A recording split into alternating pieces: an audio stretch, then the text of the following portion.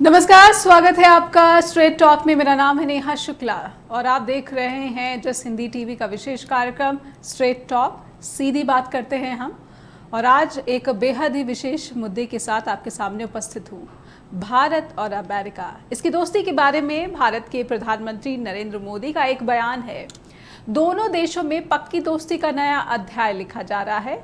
बकौल Narendra Modi, today the India US relationship is broader in engagement, deeper in understanding and warmer in friendship than ever before। यानी कि पहले ऐसा कभी नहीं हुआ जैसा कि अब भारत और अमेरिका की जो दोस्ती है वो गहरी तो है ही, और इसका दायरा भी बहुत ब्रॉडर यानी कि लंबा चौड़ा हो गया है।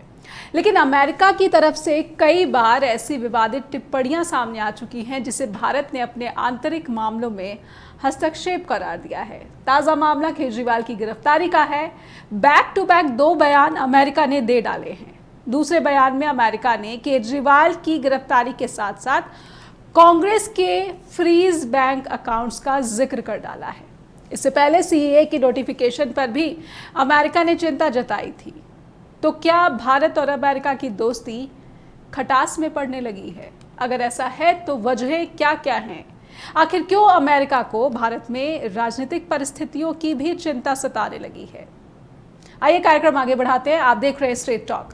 कुछ सवाल हैं स्ट्रेट टॉक के, और जो सवाल बहुत ही गंभीर हैं और इन सवालों को समझने की बहुत ज़रूरत है, क्योंकि भारत और अमेरिका दोनों ही जो मुल्क है वो लोकतांत्रिक मुल्क है, लेकिन दोनों ही जगह पर चुनाव हो रहे हैं और जनता कहीं ना कहीं एक लोकतांत्रिक उत्सव अपनी नई सरकार के बारे में विचार कर रही है और मतदान के लिए तैयारियों में लगी हुई है। और इसलिए ये जो सवाल है, दोनों ही मुल्कों की जनता को इस पर बारीकी से समझ ज़रूर रखनी चाहिए, क्योंकि बात लोकतांत्रिक मूल्यों की है। भारत में विपक्षी नेताओं की स्थिति पर विदेशों की जो चिंता सामने आ रही है, इसके क्या मायने हैं? भारतीय न्यायपालिका पर पश्चिमी देश क्यों सवाल खड़े कर रहे हैं?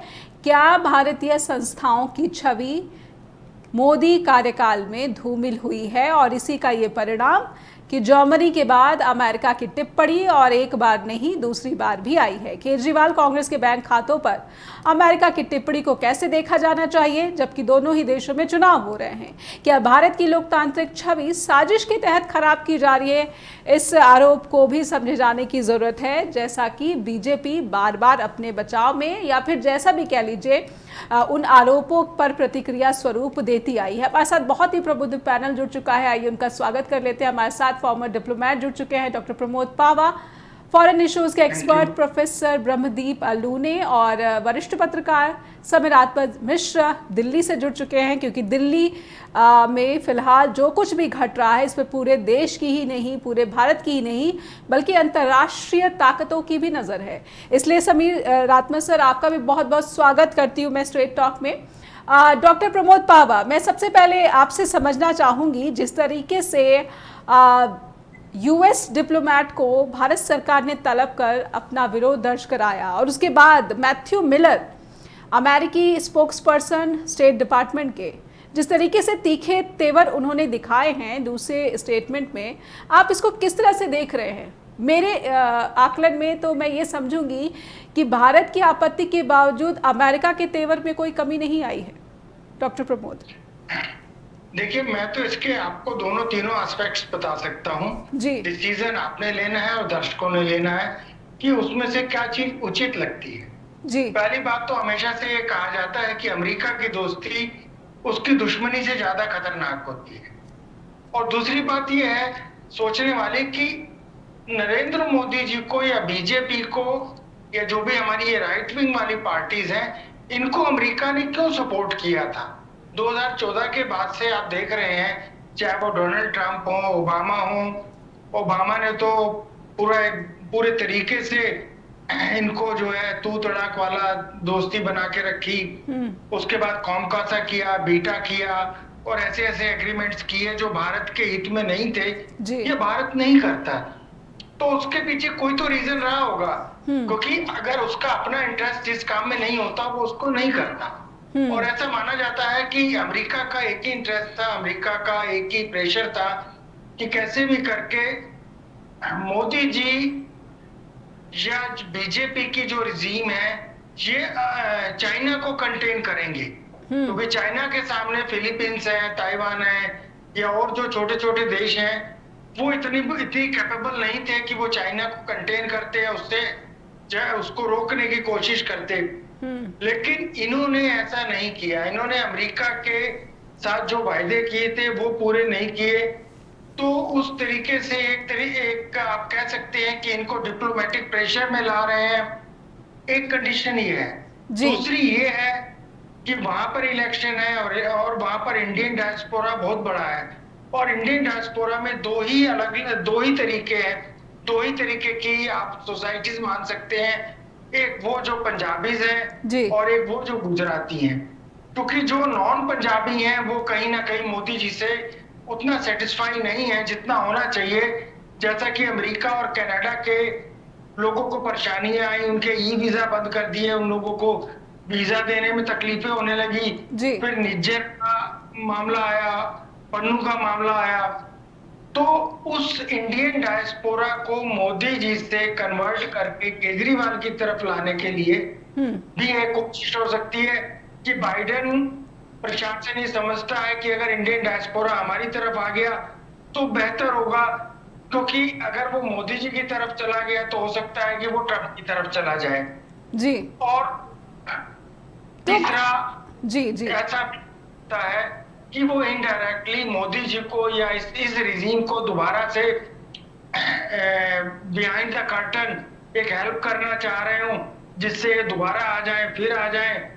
क्योंकि हमारे विदेश मंत्रालय ने अमेरिका को तो जवाब दे दिया उनके एक बयान के ऊपर जी, लेकिन चाइना का नाम नहीं लिया आज तक। कभी चाइना को जवाब नहीं दिया, जबकि चाइना और अरुणाचल प्रदेश को लेकर और लद्दाख को लेकर बहुत कुछ ऐसे काम कर चुका है जो हमारे बहुत अगेंस्ट जाते हैं जी। अब दर्शकों ने डिसाइड करना है कि इन तीनों में से किस चीज को वो ज्यादा अहमियत देते हैं या ज्यादा अच्छा समझते हैं, ज्यादा सच के करीब पाते हैं जी। बाकी इंटेलेक्चुअल्स आपके साथ हैं और जी ये जो बोले तो मैं उनका रिप्लाई करूंगा। बिल्कुल बिल्कुल। इन तीन संभावनाओं को जिनको आपने सामने रखा है, ज़्यादा सच के करीब कौन है, मैं जाऊंगी प्रोफेसर ब्रह्मदीप अलूने के पास।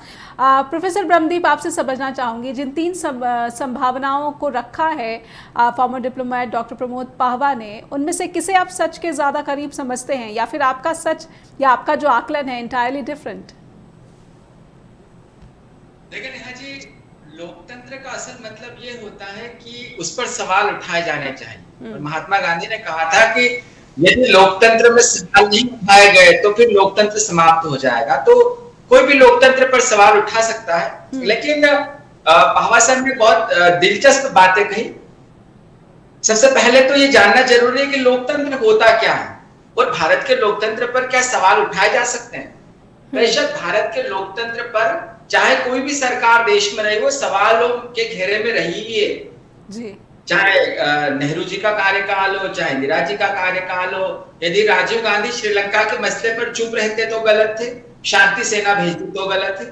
आप कश्मीर में कुछ करते हो तो, यदि शांत रहते हो तो गलत है, कुछ करते हो तो गलत है। तो भारत में व्यापक संभावनाएं हैं कि भारत के लोकतंत्र की आलोचना कर दी जाए। लेकिन इसके इतर जब दूसरी तरफ आप ये भी देखते हैं कि देखिए जो यूरोपियन कंट्रीज है या जो विकसित देश है वो बहुत इंटेलिजेंट निर्णय लेते हैं। वो जानते हैं कि आप सत्तारूढ़ पार्टी से अच्छे संबंध रखें क्योंकि आपको आपके आर्थिक हितों का संवर्धन करना है, लेकिन उसके साथ साथ जो विपक्षी दल है कम से कम उनसे इतने संबंध जरूर रखें आप कि यदि सत्ता कहीं बदलती है या उनके समर्थन की जरूरत होती है तो ऐसा नहीं हो कि विपक्ष से बहुत अलग हट जाए। पर प्रोफेसर ब्रह्मदीप, जहां तक मुझे विदेश नीतियों की समझ है, किसी भी देश की जो विदेश नीति है, सत्ता बेशक जो है अलग अलग दलों की हो जाए, लेकिन विदेश नीति तो वही रहती है। मौजूदा सरकार की भी विदेश नीति अगर देखी जाए, अगर मोटे तौर पर देखी जाए तो कम से कम वही दिखती है जो कि पिछली सरकारों की आती रही है। मैं समझूंगी, लेकिन जी मैं समझूंगी आपसे इस पर, लेकिन बहुत ही सीमित समय के लिए समीरात्मज मिश्र हमारे साथ जुड़े हुए हैं, इसलिए मैं पहले उनसे भी अमेरिकी टिप्पणियों पर उनकी राय समझना चाहूंगी। समीरात्मज सर।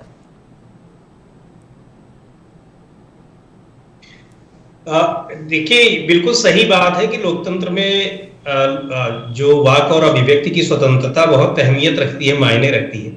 पर यह भी है कि जो जिस तरीके से चाहे जर्मनी की रिएक्शन आई हो, यहाँ का बिल्कुल इंटरनल इशू, और इंटरनल इशू में हाँ भारत के लोगों को तो उसमें चाहे जिस तरह से प्रतिरोध दर्ज कराएं और चाहे जिस तरह से बात करें, सवाल उठाएं और उठाए भी जा रहे हैं, लेकिन कोई दूसरा देश अगर उस पर कि आपके यहाँ डेमोक्रेसी नहीं है या फिर आपके यहाँ एजेंसीज, यानी जिस तरह के सवाल हम उठा सकते हैं, आप उठा सकती हैं, अगर कोई दूसरा देश ऑफिशियली इस तरह के सवाल उठाएगा तो जाहिर तौर पर ये उस देश के आंतरिक मामलों में हस्तक्षेप उसको कहा जाएगा। इसमें कोई किसी तरह का संदेह नहीं।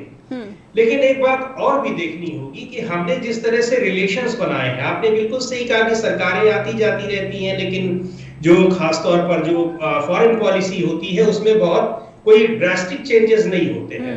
बहुत होंगे, लेकिन जो थ्योरेटिकल जो हमारा लोगों का जो फॉरेन पॉलिसी है वो लगभग उसी तरह से काम करती है, उस पैटर्न पे काम करती है। पर देखें हम 10 साल में हमारे यहाँ की विदेश नीति किस तरह से काम कर रही है। अभी बाबा साहब ने बहुत डिटेल में उन चीजों को बताया है, पर जो चीज मैं पॉइंट आउट करना चाहता हूं वो ये है कि अगर हमारे देश के प्रधानमंत्री किसी इलेक्शन में चले जाएं और वहां के मौजूदा प्राइम मिनिस्टर प्रेसिडेंट के लिए नारेबाजी करें, उनको जिताने की अपील करें जहां की दूसरा कैंडिडेट भी खड़ा है, तो क्या ये उनके मामलों में उनके आंतरिक मामलों में हस्तक्षेप नहीं? यानी देशों के राष्ट्राध्यक्षों का जो संबंध होता है वो व्यक्तिगत संबंध नहीं होता है। व्यक्तिगत संबंध अगर है भी, तब भी अगर राष्ट्राध्यक्ष मिल रहे हैं तो ये उनका एक अलग संबंध होता है। तब बहुत सारे लोग नेपाल और अफगानिस्तान के कई राष्ट्राध्यक्ष जो है वो जेएनयू में पढ़े, भारत में पढ़े, लेकिन जब वो राष्ट्राध्यक्ष बन जाते हैं तो आकर के वो मित्रता और पर्सनल रिलेशंस जैसे उनके नहीं रह जाते जी। पर हमारे प्रधानमंत्री जी ने खुद वहां जाकर के जब इस तरह से बात की, और अगली बार ट्रंप सरकार, क्या हम ये एक्सपेक्ट कर सकते हैं कि वहां का कोई राष्ट्रपति, किसी भी देश का राष्ट्रपति और प्रधानमंत्री आए तो चाहे हमारे देश के प्रधानमंत्री के लिए नारेबाजी करे कि अब की बार ये जीतेंगे, चाहे विपक्ष के लिए, क्या हम उसको बर्दाश्त करेंगे? लेकिन हम नहीं करेंगे। पर स्थिति ये है कि हाँ, अगर हम प्रधानमंत्री मोदी जी के लिए कोई राष्ट्राध्यक्ष आकर के और नारेबाजी करता है तो शायद हम उसको अपने आंतरिक मामलों में हस्तक्षेप नहीं मानेंगे, लेकिन अगर वो किसी विपक्षी नेता के लिए कर रहा है तो ये राष्ट्राध्यक्षों के साथ जो व्यक्तिगत संबंधों की बात की, और ये राष्ट्राध्यक्षों के साथ तुम तड़ाक की मेरी उनसे ऐसे बात होती है, ये सारी चीजों की शुरुआत हमारी तरफ से हो रही है। उसके पहले इस तरह से मुझे नहीं लगता कि किसी भी राष्ट्रपति या प्रधानमंत्री ने किसी दूसरे देश के राष्ट्रपति प्रधानमंत्री के लिए इस तरह के बात की हो, जबकि हमारे पूर्व में बहुत सारे ऐसे राष्ट्रपति प्रधानमंत्री हुए हैं जिनके तमाम देशों के राष्ट्राध्यक्षों, बड़े नेताओं से वास्तव में उनके गहरे संबंध रहे।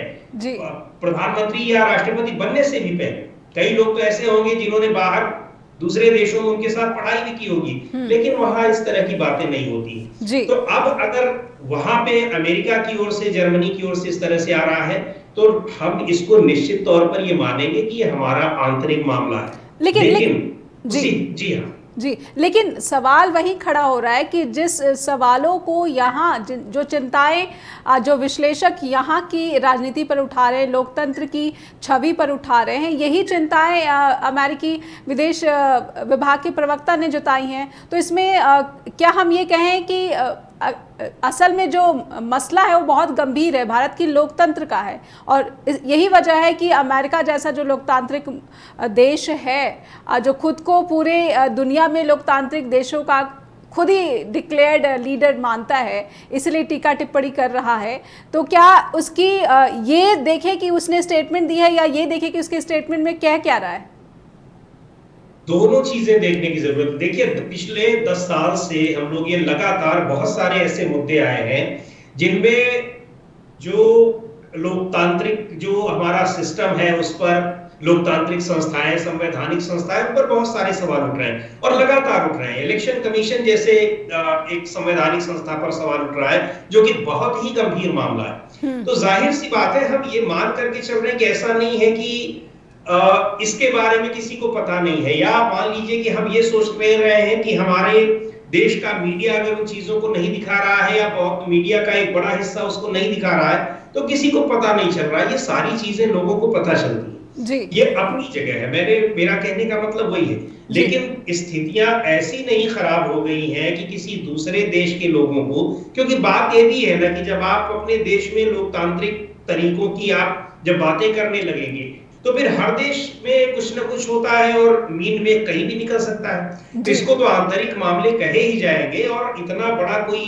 मुद्दा नहीं है कि अरविंद केजरीवाल, इसके पहले भी तो गिरफ्तारियां हुई हैं, तब किसी राष्ट्राध्यक्ष का बयान नहीं आया, केवल एक मुख्यमंत्री का, हालांकि सिटिंग मुख्यमंत्री पहली बार जेल गए हैं जहां तक मेरी जानकारी है, लेकिन फिर भी अगर उसमें ये आता है तो इसको तो आंतरिक मामलों में हस्तक्षेप माना ही जाएगा और जाहिर तौर पर कोई भी संप्रभु देश इस चीज को बर्दाश्त नहीं कर पाएगा। तो भारत ने भी वही किया।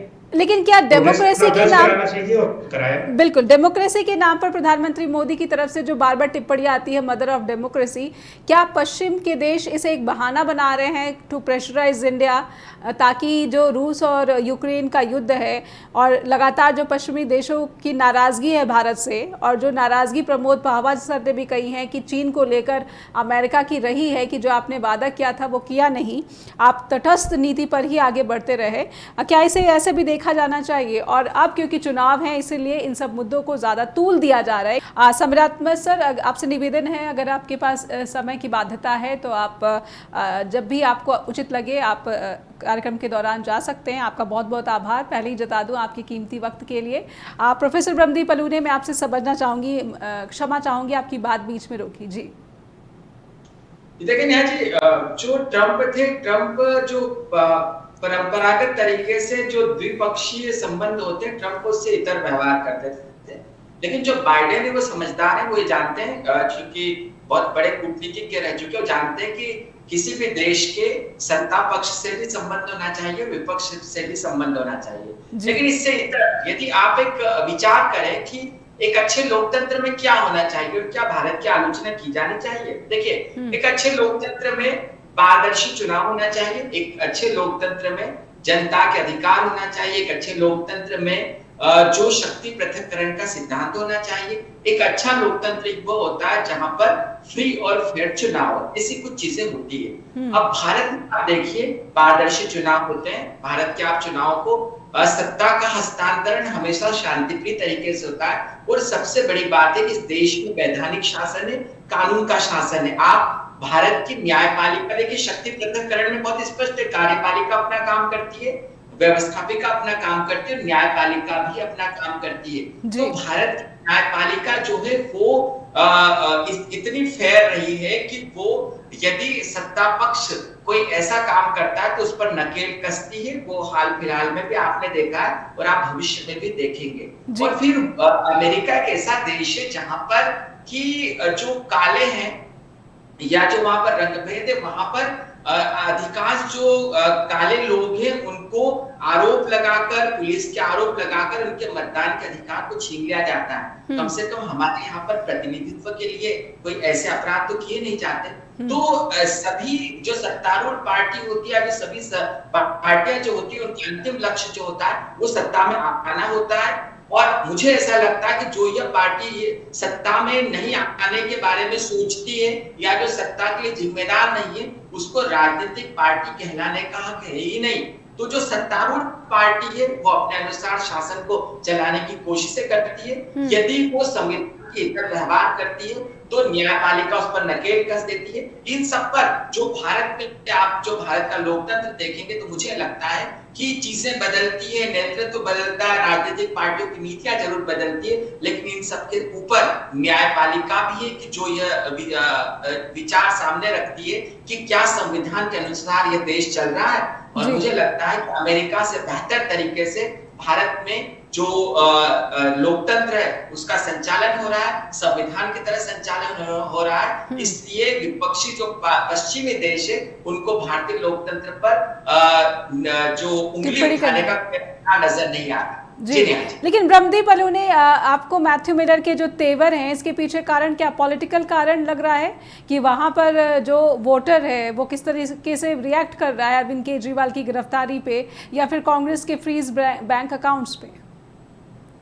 देखिए, जो विकसित देश है, उत्तर और जो दक्षिण का जो दूरियां है वो बहुत बड़ी दूरियां हैं। तो उत्तर के जो देश है वो दक्षिण के जब देश विकास करते हैं, प्रगति करते हैं या वो विकसित देशों के करीब जाने की जब भी कोशिशें करते हैं, तो अंततः ऐसे मामलों में उलझाकर विकासशील देशों को विकसित देश परेशान करते रहे। वो फिर चाहे आर्थिक मामले हो, राजनीतिक मामले हो, संवैधानिक मामले हो, किसी भी तरीके से। दूसरी बात, पावा सर की ये बात बहुत सही नजर आती है कि कैसे भारत को दबाव में लाया जाए, क्योंकि इसमें कोई संदेह नहीं है कि चीन को लेकर जो भारत की नीति है, जो रुको और देखो की नीति रही है, चीन पर ऑस्ट्रेलिया ने तो तेवर दिखा है कोविड को लेकर, लेकिन भारत बड़ा खामोश रहा है। अब चीन की साम्राज्यवादी नीतियां जो इसको रोकने के लिए भारत जो है वो एक प्रमुख मददगार है अमेरिका का या अन्य देशों का, लेकिन चीन को लेकर जो भारत में की आक्रामकता है उसका इंतजार अमेरिका लंबे समय से कर रहा है। तो इन मामलों को लेकर भारत पर दबाव बनाने की कोशिश हो सकती है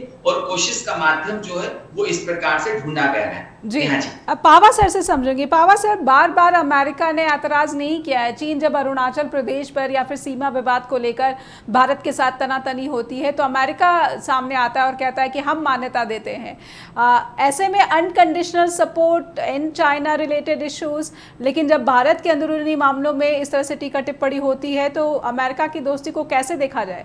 खास करके न्यायपालिका का जिस तरह से जिक्र किया प्रोफेसर ब्रह्मदीप अलूने ने, हम सब जानते हैं कि अमेरिका की जो न्यायपालिकाएं हैं वो किस तरह से चलती हैं और जो जज होते हैं वहां पर उनका चयन कैसे होता है और उनके वर्डिक्ट्स में क्या इन्फ्लुएंस रहता है। डॉक्टर प्रमोद पावा। एक तुलसीदास जी कहते हैं, समृद्ध को नहीं दोष गुस्सा जी, और हमारे गांव में कहावत थी कि गरीब की जोरू सबकी भाभी। तो हम लोग मिस्कीन हैं। Due respect, I disagree with professor Aluni. कह रहे हैं कि हमारे यहाँ कानून का शासन चलता है। सर, आपको साईनाथ याद होंगे, आपको वो भी याद होंगे जिनकी डेथ हो गई थी जेल में और उनको स्ट्रॉ नहीं दी थी हमारे कानून ने, क्योंकि उनको पार्किंसंस थी।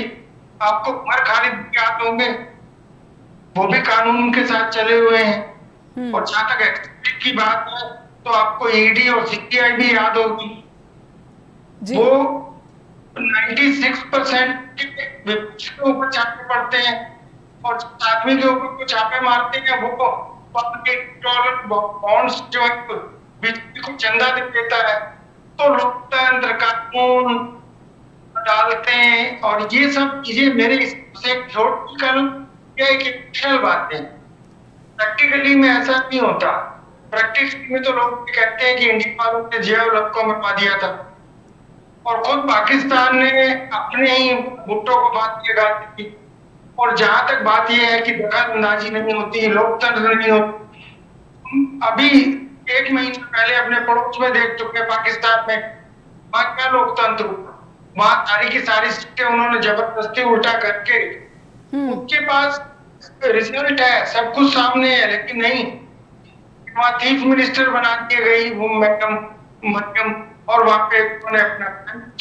लेकिन डॉक्टर प्रमोद पावा, पाकिस्तान के चुनाव पर भी अमेरिकी टिप्पणी आई थी। उन्होंने तो कहा था कि पोल के रिगिंग को जो है जांचा जाना चाहिए, उसकी जांच की जरूरत है। तो अमेरिका की तो आदत है कि वो चाहे कोई भी मुल्क हो वहां पर टीका टिप्पणी या फिर जी। अब आपको बहुत इजीली समझ में आ जाएगा। इमरान खान गिराने वाले भी डोनाल्ड लू थे, जिन्होंने वहां से साइफर, जिनके स्टेटमेंट के ऊपर साइफर आया था जी। और ये सब बातें हुई थी, नॉट कॉन्फिडेंस जो भी होता है पार्लियामेंट में, वो आया था। देखिए, इंडिया और पाकिस्तान ये दोनों स्ट्रेटेजिकली वर्ल्ड की सबसे वैल्यूएबल कंट्रीज है, और हम एक ऐसी जगह पर सिचुएटेड, पाकिस्तान भी है और इंडिया भी है, जो वेस्ट और एशिया के बीच में एक बहुत मफत स्थिति है। अगर आज हम वेस्ट के अगेंस्ट हो जाते हैं, चाइना रूस के साथ पूरी तरीके से इंडिया पाकिस्तान दोनों जाते जी, तो डिस्ट्रॉय होने में आवत लगेंगे, डेज नहीं लगेंगे। और अगर हम दोनों पूरा ब्लाइंडली वेस्ट की तरफ चले जाते हैं तो चाइना की टोटल बिजनेस के ऊपर इतना पड़ेगा कि उसकी इकोनॉमी हिल जाए। तो ऐसे में हमारी वैल्यूज को देखते हुए या तो प्यार से मनाएंगे, और जब प्यार से मनाएंगे नहीं मानते समुद्र जैसे रामचंद्र जी ने तीर निकाल लिया था, तो बाइडेन हो तो ना फिर समुद्र में वो बहक खाए। जहां तक लोकतंत्र वाली बात है, तो उसी अमेरिका ने मिस्र के अंदर जनरल सिटी को बनाया और उनके जो विपक्षी थे वो जेल में मरवा दिया जी। तो इन सब चीजों को मैं नहीं मानता, कम से कम इन प्रैक्टिकल ऐसा कुछ नहीं होता। ये सब लोकतंत्र कानून ये सब सिर्फ नेशनल इंटरेस्ट है, उनका नेशनल इंटरेस्ट है कि वो इंडिया के ऊपर दबाव डाले और इंडिया दबाव डाल के कोशिश करके चीन को चीन करने के लिए आगे प्रेफर करें कि हम चीन से युद्ध में चले जाएं, जिसके बहाने या तो हम यूक्रेन बन जाएं और वो चीन के ऊपर प्रतिबंध लगाए जी। इसके अलावा और कोई रीजन नहीं जी। लेकिन डॉक्टर प्रमोद पहवा, एक सवाल ये जहन में आता है कि अमेरिका की टीका टिप्पणी का तो इंडिया खुलकर इस तरह से विरोध कर रहा है, आपत्ति जता रहा है, लेकिन चीन की टीका टिप्पणी का इतना खुलकर और आक्रामक तरीके से विरोध नहीं सामने आ पाया है, जबकि लगातार हम सब जानते हैं कि LAC पर सीमा विवाद को लेकर, अरुणाचल प्रदेश को लेकर चीन किस तरह से बार बार टिप्पणी करता रहा है। प्रधानमंत्री मोदी वहाँ पर गए तो उसका कितना विवाद खड़ा किया, और अब जानकारी आई है कि बीजिंग में एक बैठक भी हुई है। तो चीन की नीयत पर तो सवाल खड़े होते ही रहे हैं, लेकिन यही आक्रामकता भारत सरकार की चीन की नीयत को लेकर नहीं दिखती है। तो सवाल ये है कि क्या मौजूदा दौर में चीन से कमज़ोर अमेरिका भारत के सामने? प्रोफेसर ब्रह्मदीप अलूने, मैं समझना चाहती हूँ कि ये आक्रामकता जो अमेरिकी राजदूत को तलब करके भारत सरकार ने दिखाई है, इस तरह की आक्रामकता चीन के मामलों में नहीं दिखती है। भारत सरकार का जो रुख रहा है, कहीं ना कहीं पर्दे के पीछे जो भी कॉन्वर्सेशन हो रहा है, इस पर पारदर्शिता कम है। प्रोफेसर ब्रह्मदीप अलूने।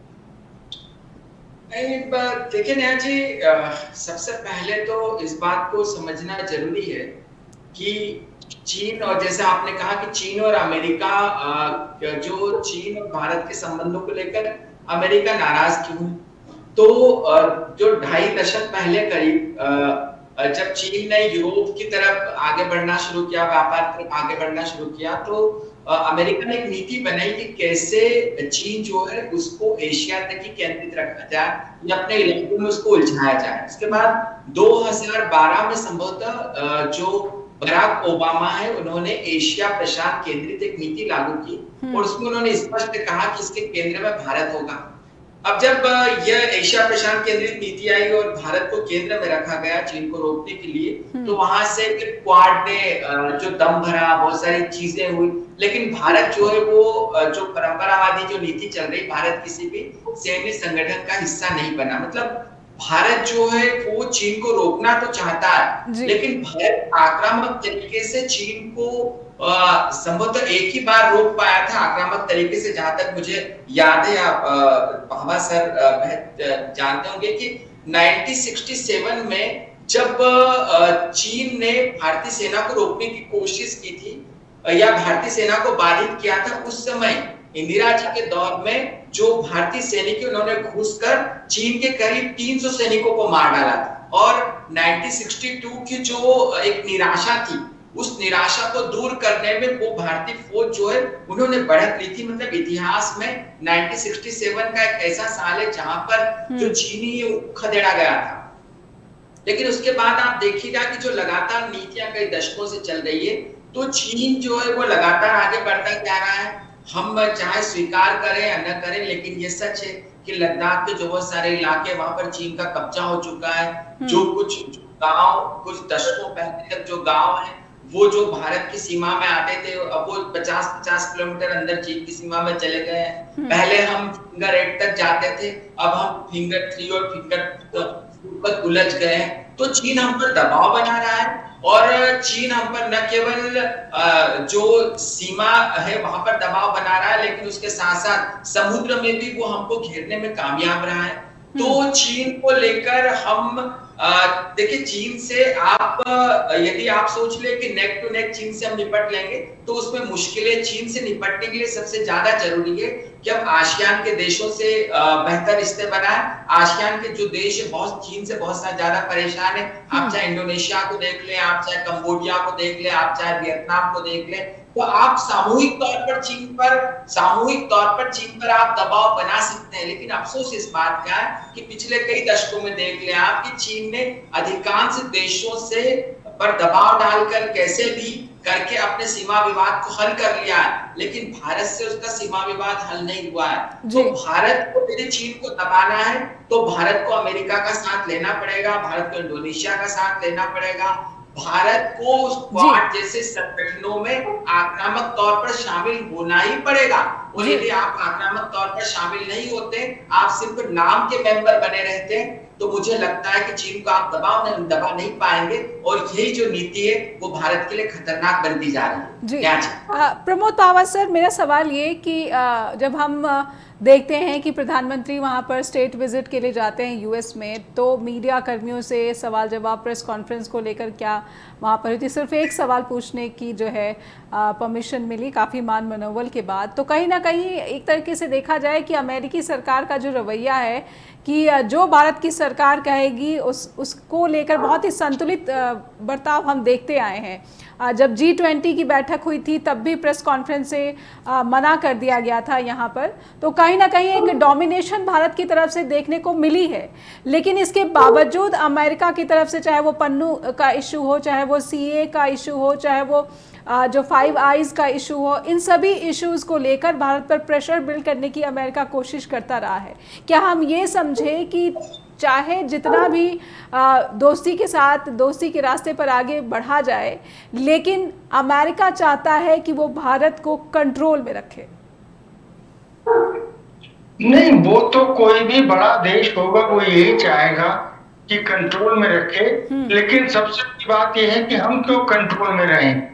एक सांप महात्मा बन गया तो उसके गुरु ने कहा कि तू देख अब महात्मा बन गया है, किसी को डसना नहीं, किसी के ऊपर आक्रमण नहीं करना जी। तो वो ये बात अपने गुरुजी के पास कि गुरुजी लोग मुझे पत्थर मारते हैं और ईंटें मारते हैं।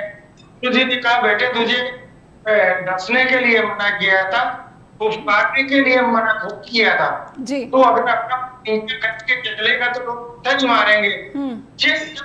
विदेश मंत्री ये कह देते हैं सार्वजनिक रूप से कि चीन हमसे 6 गुना बड़ी इकोनॉमी है और हम उससे युद्ध नहीं कर सकते जी। तो इस शर्मिंदगी की क्या बात हो सकती है? हम से पहले ही आप वहां के उनको देखिए, बच्चों को मारा जा रहा है, इजराइल अमेरिका बेटे फ्रांस चारों की नाक पे दम किया हुआ है जी। हिजबुल्लाह को देखिए, वो सबसे पहले तो उनको देखिए अफगानिस्तान में उन्होंने विश्व की सेनाओं को धूल चटा दी। तो बात ऐसे नहीं थी, तो पंजाबी है, पंजाबियों में तो हमारा अब्दुल्ला भट्टी होता है, तो अकेले अकबर को मजबूर कर दिया कि वो लोहा छोड़ के और वहां पर आ गए जी। तो कहीं ना कहीं अपने अंदर कमी है, अपने अंदर कमजोरी है, और अगर है तो उसको हमें दर्शाना नहीं चाहिए जी। तो ये जी आपकी बहुत पुरानी नीति है और चीन आज भी उसी पर चल रहा है, और चीन की हमेशा से स्ट्रेटेजी रही है कि वो बिना युद्ध लड़ जीतना चाहता है। उसका हमारे नॉर्थ ईस्ट के ऊपर निगाह है, हमारे चिकन नेक तक वो पहुंच चुका है। भूटान से उसने रिलेशन बनाने शुरू कर दिए हैं, मालदीव से निकाल दिया है, और अनफॉर्चुनेटली बांग्लादेश में भी इंडिया आउट का रिजीम शुरू हो गया है। तो यहाँ कहीं ना कहीं हमारे जो विदेश मंत्रालय के लोग हैं उनकी असफलता है, कमजोरी।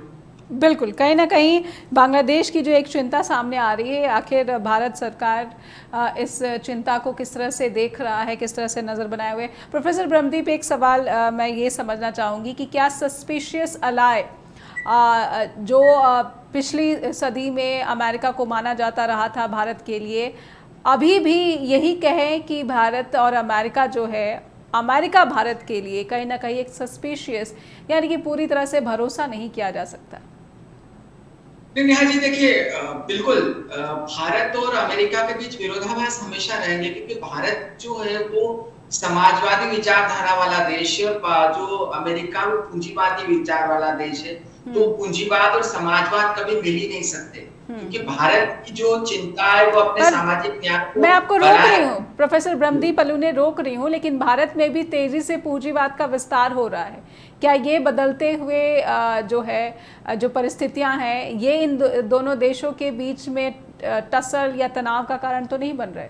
न्याय जी देखिए, आप भारत में पूंजीवाद का खूब विस्तार कीजिए, लेकिन भारत में जब आप पूंजीवाद का विस्तार करेंगे तो ऊंची ऊंची अट्टालिका जरूर बन जाएगी, लेकिन झोपड़ियों की संख्या कभी कम नहीं हो सकती। आप किस सोच लीजिए, यदि आप 80 करोड़ लोगों को फ्री में आप अनाज देने के लिए मजबूर हैं, तो वो विकसित देश या पूंजीवाद का प्रतिबिंब हो ही नहीं सकता। दरअसल बात यह है कि भारत को यदि मजबूत होना है तो समाजवाद के साथ खड़ा होना पड़ेगा, अपने सामाजिक न्याय की स्थिति को मजबूत करना पड़ेगा। इसलिए अमेरिका जो है वो एक व्यापारिक देश है, वो अपना व्यापार को बनाए रखने के लिए वो चीन से भी मजबूत संबंध कर लेगा, भारत से भी मजबूत संबंध कर लेगा। तो हमारा जो आधार तैयार हुआ था आजादी के समय से, पंडित जवाहरलाल नेहरू ने ठीक सोचा था कि भारत सोवियत संघ के साथ तब जा सकता है, इसीलिए जाएगा क्योंकि जो सोवियत संघ एक समाजवादी देश था। तो हमारी जो विचारधारा है उनमें इतना फर्क है अमेरिका और भारत में कि हम समान तरीके से नहीं रह सकते।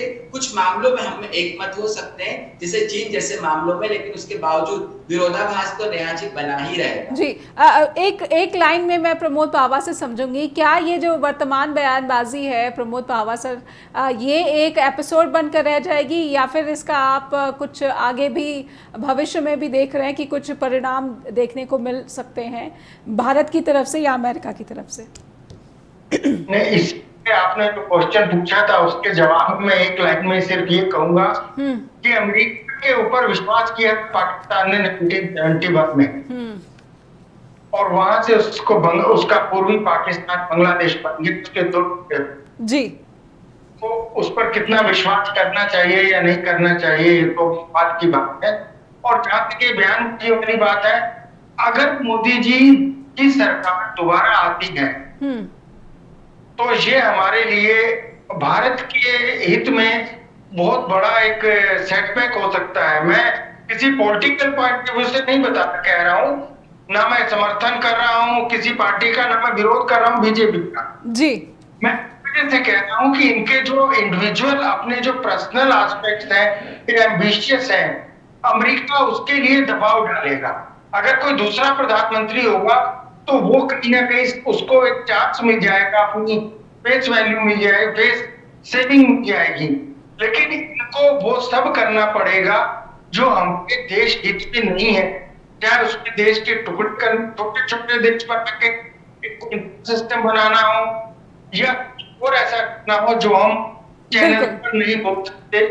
आशंकाएं बहुत हैं। जिस तरीके से हमने देखा कि इजराइल के जो प्रधानमंत्री है नेतन्याहू, जिस तरीके से उन्होंने सत्ता चलाई और उसके बाद जो अंजाम निकलकर सामने आया है, तो ये चिंताएं रहती हैं। बहुत बहुत धन्यवाद करना चाहूँगी क्योंकि समय समाप्त हो गया है। बात लोकतंत्र की हो रही है तो किस देश का लोकतंत्र कितना मजबूत, ये अपने अपने दावे हैं और लोकतंत्र का ही बड़ा उत्सव चुनाव होता है। दोनों ही देश, अमेरिका हो या भारत हो, यहाँ पर चुनाव हो रहे हैं, नई सरकार का गठन होने वाला है। जनता इसीलिए सभी मुद्दों को बहुत ही ध्यान से, तवज्जो से देख रही है, सुन रही है, समझ रही है।